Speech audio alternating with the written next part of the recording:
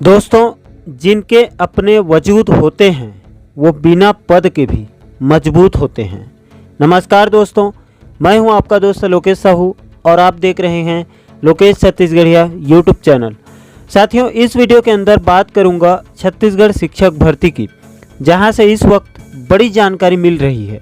दोस्तों, इस समय छत्तीसगढ़ शिक्षक भर्ती अश्वनी रात्रे कोर्ट केस की वजह से फिलहाल आगामी आदेश तक रोक लगी हुई है, जबकि अभी भी 8000 से ज़्यादा पदों पर नियुक्ति देना बाकी है। और दोस्तों, आपको जानकर खुशी होगी कि अभी जो जानकारी मिल रही है वो अश्वनी रात्रे कोर्ट केस से ही सामने आ रही है।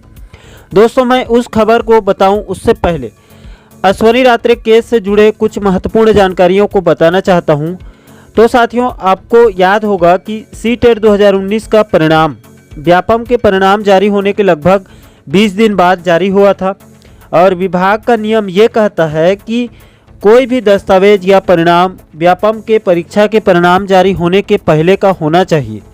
इसी नियम को आधार मानकर सीटेट 2019 वाले सभी अभ्यर्थियों को विभाग ने, जिनकी नियुक्ति हो चुकी थी, उनको भी विभाग ने अपात्र कर दिया। और इसमें एक अभ्यर्थी थे जिनका नाम कृष्ण कुमार डहरिया है और डहरिया जी का भी सीटेट 2019 वाला मामला था और उन्होंने तो बाकायदा केस भी लगाया था। लेकिन ताज्जुब की बात यह है कि दोस्तों कि कृष्ण कुमार डहरिया जी का केस कोर्ट ने 15 दिन के अंदर अंदर सुनवाई करके इनका केस खारिज कर दिया। और कोर्ट से जैसे ही डहरिया जी का केस खारिज हुआ, उसी के साथ साथ 2019 सीटेट वाले सभी अभ्यर्थियों को विभाग ने अपात्र कर दिया। लेकिन यहीं पर समझने वाली बात है दोस्तों कि अश्वनी रात्रे का केस भी वही 2019 सीटेट वाला मामला ही है, लेकिन रात्रे जी का केस न सिर्फ 6 महीने तक चल रहा है बल्कि बाकायदा पूरे शिक्षक भर्ती पर स्टे लगा दिया है। इसीलिए दोस्तों, विभाग और सरकार के ऊपर शक होता है। खैर दोस्तों, ये तो था रात्रे जी का पूरा मामला। अब दोस्तों आगे बढ़ते हैं। तो साथियों, अश्वनी रात्रे केस की अंतिम सुनवाई 24 सितंबर को हुई थी।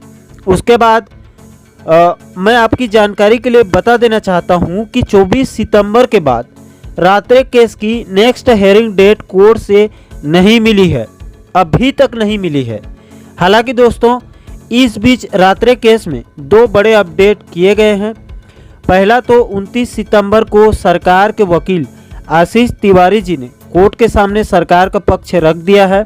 उसके बाद 18 अक्टूबर को विभाग के तरफ से कोर्ट के सामने इस केस से जुड़े कुछ महत्वपूर्ण जानकारी कोर्ट के सामने रखी गई है।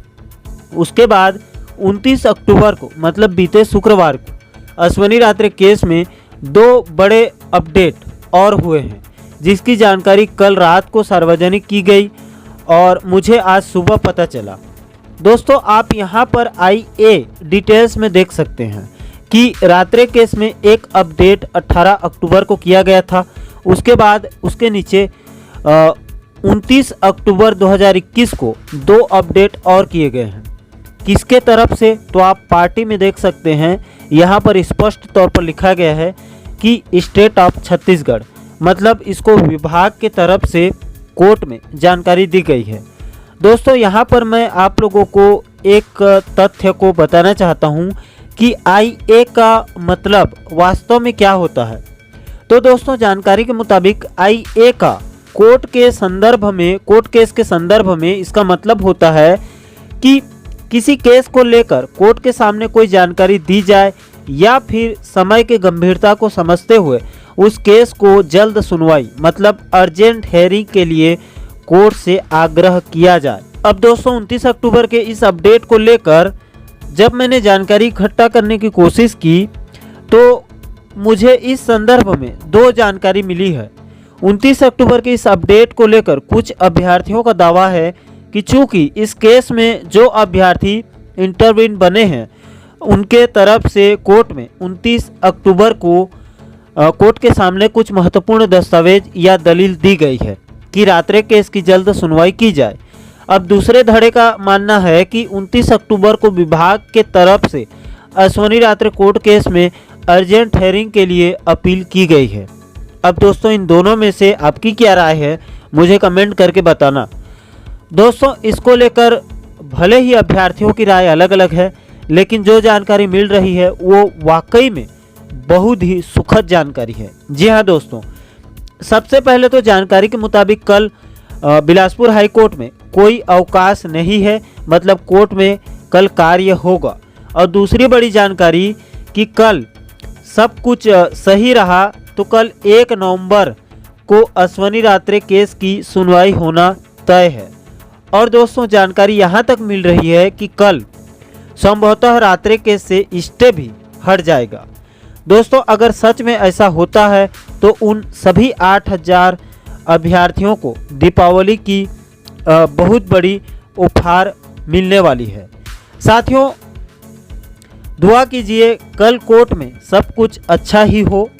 दोस्तों आशा करता हूं कि आप आज के वीडियो को सटीक तरीके से बारीकी से समझ चुके होंगे। दोस्तों फिलहाल के लिए मुझे दीजिए इजाज़त।